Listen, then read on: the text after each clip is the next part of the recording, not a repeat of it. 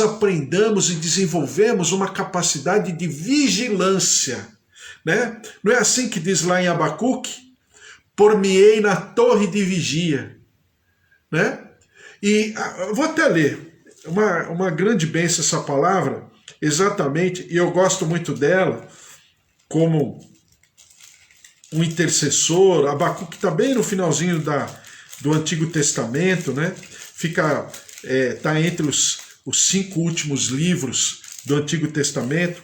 Abacuque capítulo 2 diz assim: por-me-ei na minha torre de vigia, colocar-me-ei sobre a fortaleza e vigiarei para ver o que Deus me dirá e que resposta eu terei à minha queixa. O Senhor me respondeu e disse: aqui é o sentimento, por isso que eu falo que ter uma mente bíblica é mais do que o conhecimento de versículo. Veja o sentimento bíblico, o sentimento de Deus aqui nessa passagem. Diz assim: o Senhor me respondeu e disse: escreve a visão, grava-a sobre tábuas, para que a possa ler até quem passa correndo, porque a visão ainda está para cumprir-se no tempo determinado. Se tardar, espera-o, porque certamente virá, não tardará. Eis o soberbo, sua alma não é reta, nem nele não é reta nele, mas o justo viverá pela sua fé. Depois Paulo vai repetir isso nas suas cartas sobre esse texto, né? O justo viverá pela fé. Por quê? Porque o justo viverá pela fé. Porque eu tenho que criar um ambiente no meu interior para que eu seja exatamente o que eu sou. É aquilo que Jesus fez com a figueira. É por isso que alguns chamam o milagre contrário de Jesus, porque ele amaldiçoou a figueira. É o único milagre de Jesus na palavra de Deus que é um milagre contrário. Não é para edificar, não é para curar, não é para restaurar, é para ressecar. Mas, na verdade, o Senhor Jesus está tão somente falando, está estabelecendo uma constatação. Qual é? Que a figueira é o que é. Por isso que um dos textos que eu coloquei nesses dias diz o seguinte: o sujo se suje mais. O ímpio continue praticando impiedade, né? Mas o justo continue a praticar a justiça. Por quê? E depois ele diz para terminar: e o santo continue a santificar-se. Então, quando o Senhor Jesus coloca esse espaço entre o cumprimento de todas as coisas, o seu retorno sobre as nuvens com poder e glória, como ele fala na palavra, como relâmpago, como Pedro diz, o estrondo do relâmpago. Por quê? Exatamente para que esse espaço não seja para se ficar falando ou se desgastando. Ele falou que viria e não veio. Não, mas para eu me preparar, eu colocar, expor a minha ferida, a minha machucadura, os meus sentimentos diante da presença do Senhor para ser curado, liberto, renovado, restaurado, reconstruído, restituído, resgatado na minha fé, para que eu possa realmente me preparar para esse dia. Então, mais uma vez, o Senhor Jesus não está preocupado, o Senhor Deus não tem essa preocupação, que eu fique sabendo o dia. Então tem gente fazendo uma série de contas. Claro que quando, por exemplo, a gente passa pelos 70 semanas de Daniel, a gente faz uma conta, e possivelmente eu farei com você essas contas, porque foram coisas que já nós vivemos, o mundo, a humanidade já viveu, e a gente faz a conta exatamente para constatar que a palavra profética ela é real. É mais no sentido didático, é mais no sentido pedagógico, para alimentar a nossa fé, que o Deus que diz é o mesmo Deus que cumpre, para nos prepararmos, né, para esses dias, aí você vai falar, então você está achando que Jesus vai voltar na nossa geração? Eu já falei para você, não é que eu sei que Jesus vai voltar na nossa geração. Eu preciso viver como se Jesus voltasse na minha geração. Eu preciso viver como se Jesus voltasse hoje, agora, já, de repente escurecendo. Bom, a minha maneira de enxergar, de repente escurecendo tudo, vindo uma nuvem maravilhosa, um raio estrondoso e Jesus por sobre as nuvens. Eu já creio e já enxergo assim. Mas isso não significa que eu não tenha que viver, eu não tenho que pregar o evangelho, principalmente viver esse evangelho que eu creio, e que esse evangelho tenha que fazer parte do meu cotidiano. O Senhor Jesus quer que o cotidiano do céu faça parte da tua vida, da tua maneira de ser, seja lá o que você estiver fazendo agora, ou na cozinha, ou fazendo limpeza, ou trabalhando, ou fazendo comida, ou arrumando a casa, ou no teu trabalho, na tua atividade, na tua tarefa. O Senhor quer que o céu esteja dentro de você, para que quando o céu de verdade, o céu físico se manifestar, o céu dentro de você possa corroborar, né? Venha a tua vontade assim na terra como já está estabelecido no céu. Então, a palavra do Senhor diz, e eu quero ler aqui, como nós devemos proceder, né? 2 Pedro capítulo 3, versículo 1 diz assim, só arrumar aqui.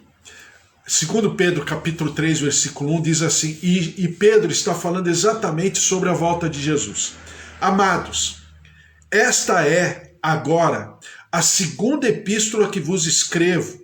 Em ambas procuro despertar com lembranças a vossa mente esclarecida, para que vos recordeis das palavras que anteriormente foram ditas pelos santos profetas, bem como do mandamento do Senhor e Salvador, ensinado pelos vossos apóstolos, tendo em conta, antes de tudo, que nos últimos dias virão escarnecedores com seus escárnios, andando segundo as suas próprias paixões. Então olha só Pedro falando já ainda, e ele próprio diz, na sua segunda carta, com o mesmo assunto, os últimos dias. E dizendo, onde está a promessa da sua vinda? Por quê? Eu vou falar o que aconteceu na minha geração. Alguns de nós aqui conhecemos o Evangelho, sei lá, há mais de 30 anos, 40 anos. O que para nós que já vivemos no Evangelho há décadas, o que aconteceu há 30, 40 anos? Se falava muito da volta de Jesus. O nome das igrejas, não sei se você se recorda disso, né? Mas aqui em São Paulo, por exemplo, o nome das igrejas, tinha muito delas que tinha o nome Maranata, em algum momento das frases das igrejas. Por quê? Porque é o que está escrito na Bíblia, né? Ora vem Jesus. Ou seja, era o desejo da igreja que Jesus voltasse. Os acontecimentos, a Guerra Fria, a União, a então, né, toda poderosa União Soviética, Estados Unidos, se escrevia livros e livros e livros sobre escatologia, sobre a volta de Jesus. Ora era o Papa, ora era o Saddam Hussein, ora era, eu esqueci o nome agora, de uma autoridade palestina que já falecido, mas eu não lembro agora. Ora Gaddafi, ora era Gaddafi, e aí tinha livros escrevendo, né, nas livrarias, principalmente livrarias evangélicas e tal. Mas com o tempo, o que aconteceu? As pessoas foram como que meio deixando de lado, porque a coisa parecia que Jesus estava voltando, mas Jesus não voltou. E aí veio aquela coisa do ano, como é que é? Até 1000 chegarás, mas em 2000 não passarás, né? Fazendo alusão a algumas pessoas que falavam a respeito e tal, Nostradamus, lá em 1930, 1940, quando ele escreveu que o mundo iria acabar no ano 2000 e veio toda aquela fantasia e na verdade o mundo não acabou. Depois foi um grande líder de uma chamada, entre aspas, muito entre aspas, uma igreja cristã falando que o mundo acabaria em 2008, aí o mundo também não acabou. Então o que a gente... As gerações passam a ficar meia desanimadas com esse assunto e começa a pensar na vida, no cotidiano. Só que isso leva ao outro erro. Ao erro, uma falha de que nós estamos vivendo para hoje. E não é verdade. O homem de Deus, a mulher de Deus, uma família de Deus não vive o hoje. Não obstante ela preparar o hoje. Não obstante ela saber que o hoje é uma bênção, um milagre, é uma dádiva do Senhor. Mas ela tem uma visão futurista. Então ela vive o hoje apenas como sendo um ponto de parada para se preparar para o dia de amanhã. E assim ela vai vivendo. Então o servo de Deus, o homem de Deus, ele olha para frente. E ele também trabalha essa esperança para que ela fique viva todos os dias e a todo momento da sua vida. Qual é? O retorno do Senhor Jesus, a volta do Senhor Jesus. É nisso que Pedro está falando. Tendo em conta, antes de tudo, que nos últimos dias virão escarnecedores, com seus escárnios, andando segundo as suas próprias paixões, e dizendo: onde está a promessa da sua vinda? Porque desde que os pais dormiram, todas as coisas permanecem como desde o princípio da criação, porque deliberadamente esquecem que, de longo tempo, houve céus bem como terra, a qual surgiu da água e através da água pela palavra de Deus, pela qual veio a perecer o mundo daquele tempo afogado em água. Ora, os céus que agora existem e a terra pela mesma palavra têm sido entesourados para fogo, estando reservados para o dia do juízo e destruição dos homens ímpios. Há todavia uma coisa, amados, que não deveis esquecer que para o Senhor um dia é como 1000 anos e 1000 anos como um dia. Não retarda o Senhor a sua promessa, como alguns julgam demorada. Pelo contrário, ele é longânimo para convosco, não querendo que nenhum pereça, senão que todos cheguem ao arrependimento. É gostoso ler a palavra assim, né?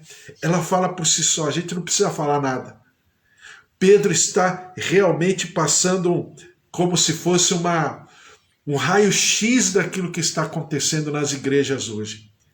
As igrejas hoje, boa parte, está preocupada numa campanha, porque precisa disso e daquilo.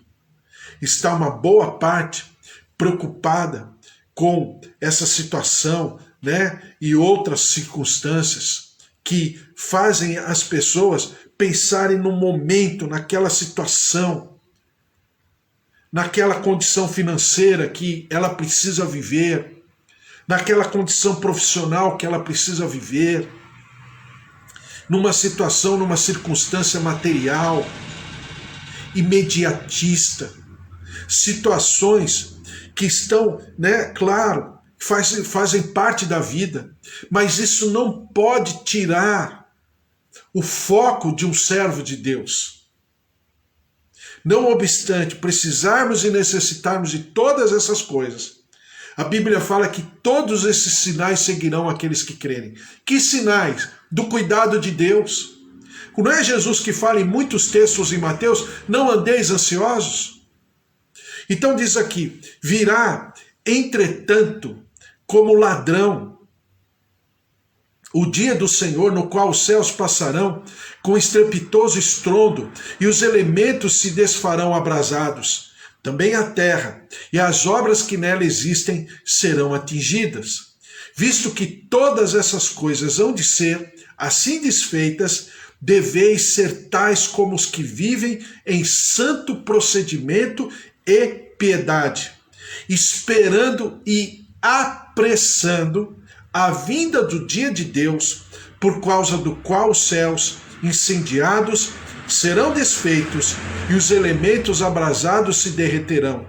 Nós, porém, segundo a sua promessa, esperamos novos céus e nova terra, nos quais habita a justiça. Por essa razão, pois, amados, esperando estas coisas, empenhai-vos por serdes achados por ele em paz, sem mácula e irrepreensíveis. Então, Pedro está dando puxão de orelha na igreja. Ele está falando, aquilo que é acessório, aquilo que é detalhe, fica tranquilo, está na mão do Senhor. O que é principal e primordial, o que é? É a volta do Senhor Jesus. É isso que é primordial? Então eu preciso me preparar para esse momento. Eu preciso viver por esse momento. Eu preciso pregar por esse momento. Eu preciso ensinar por esse momento. Todas as coisas ao meu redor, pelo menos no meu íntimo, precisam ser trabalhadas por esse momento. E o resto? Vou esquecer? Vou viver como quem está vivendo, né? Numa expectativa, como também alguns fazem. Porque Jesus vai voltar. Houve até momentos, eu lembro isso há 40 anos mais ou menos, 40 e poucos anos, houveram momentos que os jovens da minha geração, eles até pensavam em não ir mais para a faculdade, porque Jesus estava voltando. Olha só como estavam as coisas. O momento em que nós vivemos há uns 30, 40 anos atrás. Alguns pensavam em não ir para a faculdade, porque Jesus estava voltando, né? Então, exageraram na medida. A gente é meio exagerado mesmo, então a gente precisa o quê? Ter sobriedade, moderação. Primeiro lugar, por quê? Porque a volta de Jesus é certa. Então, em primeiro lugar, nós devemos viver baseados, né, sobre fundamentos de amor. Segundo Timóteo capítulo 4, versículo 8, diz assim: já agora, a coroa da justiça me está guardada, a qual o Senhor, reto juiz, me dará naquele dia. E não somente a mim, mas também a todos quantos amam a sua vinda. Então eu preciso desenvolver amor, biblicamente falando, vou falar de novo, amor, biblicamente falando, não existe aquele adendo, né? Amor à primeira vista, não existe. Por quê? Amor é cultivo. É uma vontade de amar. É uma atitude deliberada. Eu quero amar.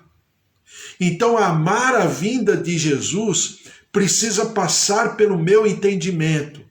E a partir do meu entendimento eu falar, eu preciso amar a vinda do Senhor Jesus, conforme 2 Timóteo capítulo 4, versículo 8. Em segundo lugar, eu preciso esperar. Esperar significa o quê?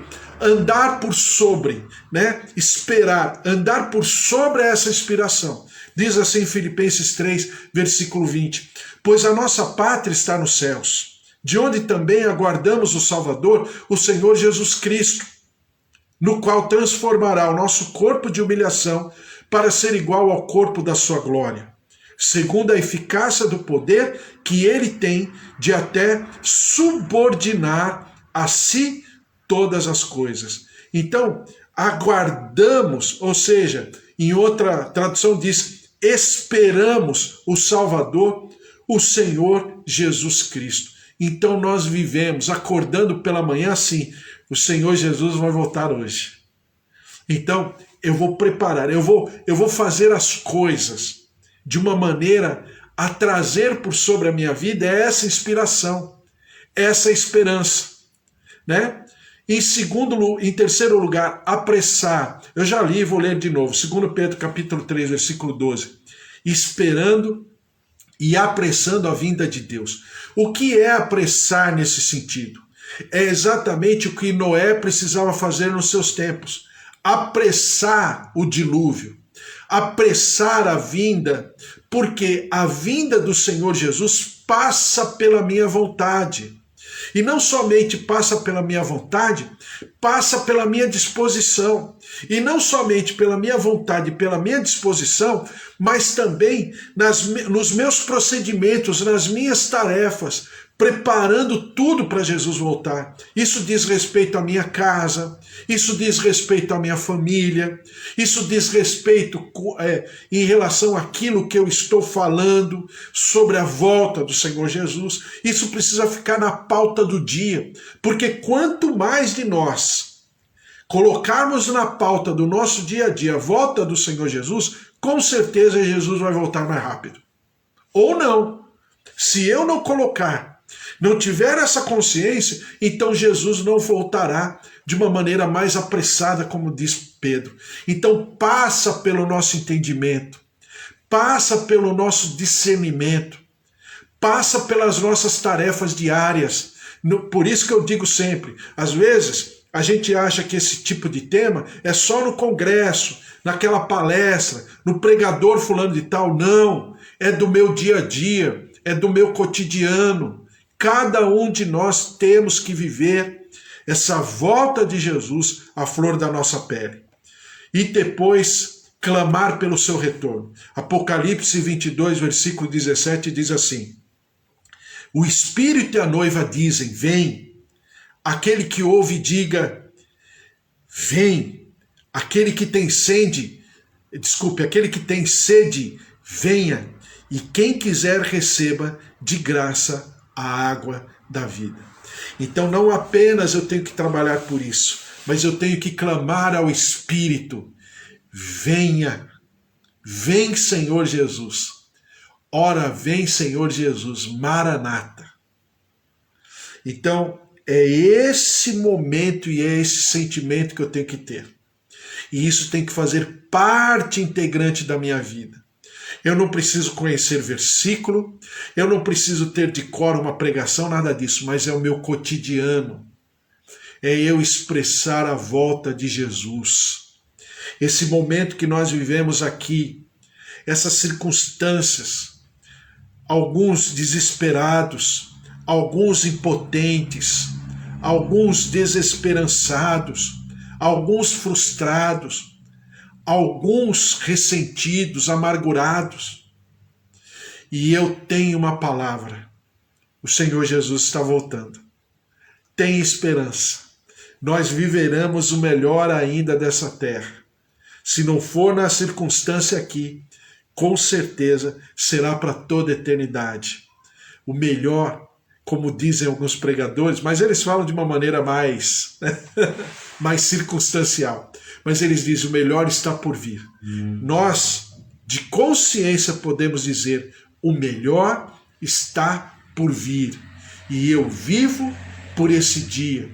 Como a mulher, como Paulo compara, e o Senhor Jesus também faz essa comparação, como a mulher que está para dar à luz. No primeiro momento, não é fácil, né? Muda o biotipo, o organismo, as taxas, tudo fica meio alterado porque ela está grávida. Depois vem, né, o finalzinho da gravidez, vem as contrações. Dói, dói. Dói muito, dói muito. Até dizem que nós homens não suportaríamos, face à nossa fragilidade e à nossa fraqueza, o que as mulheres suportam. Então dói muito, dói. Mas com certeza a mulher passa todo esse período na esperança que aquele bebê nascerá. E essa esperança é tão maior, que ela passa por todo o período da gravidez, por todo o período das contrações, porque ela sabe que no final de tudo haverá uma grande bênção, que é um bebezinho forte, maravilhoso, bonito. Então é exatamente assim que nós temos que viver. É nessa expectativa divina, é nessa expectativa maravilhosa, em que a Trindade se encontrará em definitivo com o seu povo, com os seus filhos, com a igreja, com a noiva, chamada noiva do noivo, do Cordeiro de Deus que tira o pecado do mundo. Amém? Glória a Deus, vamos orar, e essa esperança tem que fazer parte integrante da minha e da tua vida, em nome de Jesus. Opa, eu fico mexendo aqui, eu sempre estou me distanciando para não mexer tanto assim, mas não tem jeito. Eu sou muito desastrado. Então nós vamos orar e colocar tudo isso diante do Senhor, e que essa esperança tenha que fazer tanto efeito na nossa vida, que as circunstâncias sejam muito menores do que esse sentimento de alegria pela volta do Senhor Jesus. Ele está voltando. E profeticamente nós possamos falar, ele está voltando. Aí alguém vai falar, mas é agora, é hoje? Ó, para mim é agora. Mas e se não voltar? Não tem problema, eu vou aguardar. Porque eu sei que ele vai voltar. Em nome de Jesus, vamos orar pelos nossos queridos, a Amanda que está aqui, sua casa, sua família, Fábio, Márcia, Fabiana, Renata, Vinícius, seu sogro, e também Julinha, Luquinha, Rosângela, Manteiga e Bruna, todos os queridos aí, a minha tia Alzira também, filhos, netos, noras, pastora Mara, filhos, genro, nora, netinhos, Deus abençoe a todos, vamos orar, colocar tudo isso diante do Senhor, Bispo Antônio, Suzy, Priscila, também seus familiares, seu Mauro, Dona Elizabeth, o Gabriel, Deus abençoe a todos em nome de Jesus, os irmãos da Suzy, Sidney, Sérgio, o Senhor abençoe cada família, também a Eva, nós estamos orando, Eva, pela Cristina, pela recuperação da cirurgia, né? Pela Cristina, tia da Eva também, os seus queridos, a glória, a presença, o poder, o mover do Senhor sobre cada um, em nome de Jesus. Vamos orar, vamos colocar tudo isso diante do Senhor. Senhor, nosso Deus, nosso Pai, nós te agradecemos e te louvamos pela tua palavra. Uma palavra que é maravilhosa, uma palavra que nos alimenta, nos capacita, nos faz levantar por sobre as promessas, ainda que estejamos passando por situações e circunstâncias, nós cremos que a tua palavra se cumprirá cabalmente, conforme aquilo que ela foi lançada por sobre a nossa vida. Por isso, ó Deus, que cada promessa, cada palavra se cumpra sobre a vida dos teus servos aqui, cada família, cada lar, cada componente desses lares, ó Deus, representados aqui. O Senhor derrame da tua cura, da tua saúde, do teu bem-estar, da tua providência, da tua provisão, do teu suprimento. Ó Deus, em nome de Jesus, visita-nos, idosos, avós, tios, marido, esposa, pais, filhos, sobrinhos, netos, genros, noras, a tua glória, o teu mover se derramando, poderosamente curando, visitando artérias, veias, órgãos, fígado, rins, pâncreas, circulação sanguínea, tireoide, células. Senhor, toca, visita, cura, renova, restitui, ressuscita, olhos, ouvidos, recebam a vida, saúde mental, saúde emocional, recebam a vida, recebam o poder, a força, o alimento que desce do alto, em nome de Jesus. E nós daremos sempre ao Senhor toda a honra e toda a glória. Senhor, derrama-te sobre o nosso Brasil. Tem misericórdia, números impressionantes a todo dia, a todo momento. Famílias e famílias enlutadas, desesperadas, pessoas padecendo pelos hospitais, pelas UTIs. Senhor, tem misericórdia da nossa terra, sara a nossa terra, por amor do teu nome, ó Deus, pela tua misericórdia, pela tua compaixão. Tem misericórdia da nossa terra, sara-nos, perdoa-nos no nosso pecado, na nossa transgressão, liberta-nos, e como povo, e como nação brasileira, mas também como povo de Deus, Senhor, perdoa-nos, porque não soubemos passar, não soubemos explicar, não soubemos viver, ó Deus, o verdadeiro valor do teu retorno, retorno, da tua vinda. Por isso, ó Deus, tem misericórdia, e que nós como igreja possamos viver, e não apenas viver, mas expressar, reverberar, ensinar, refletir a segunda vinda do Senhor Jesus, uma esperança que não padece, uma esperança que não caduca, uma esperança que não frustra, mas uma esperança naquele que era, é e sempre será o autor e consumador da nossa fé. Por isso, ó Deus, derrama-te sobre a nossa nação.